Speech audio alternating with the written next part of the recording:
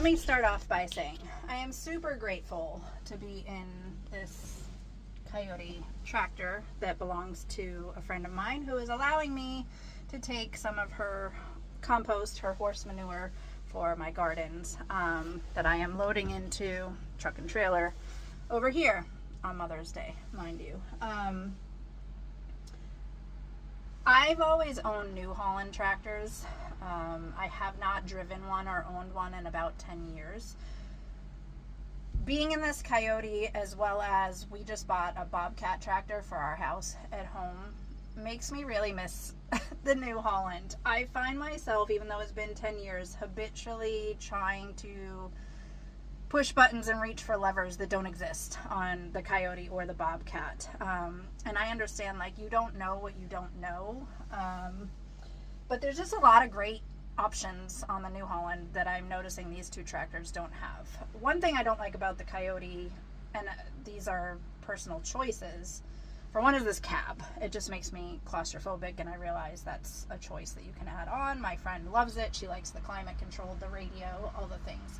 Love that for her. This is also a much smaller tractor than I'm used to, so it just feels a little wimpy to me, but that's only because I know what it feels like to drive a bigger tractor. The Bobcat we have at home, two things that I really don't like about it is you can only get on and off on the left side because of where the bucket shifter is. It really pisses me off. And where the bucket shifter is on the Bobcat is just weird. It's like up here instead of down here. Like, I like where this one is. That's similar to the New Holland. As I'm scooping poop right now, what's really sticking out in my mind, and I found myself trying to do, even though it's been 10 years, is on the New Holland, there's buttons here that you can shift from high to low. So when you're scooping and you need the torque in the low, you can just push the button. But then when you're loaded up and you're turning around, you're just trying to drive over to your trailer and you want to go a little faster, you can switch to high.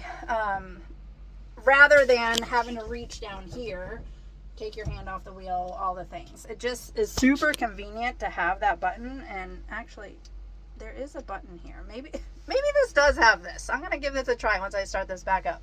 I never thought I would do reviews on tractors, but here I am.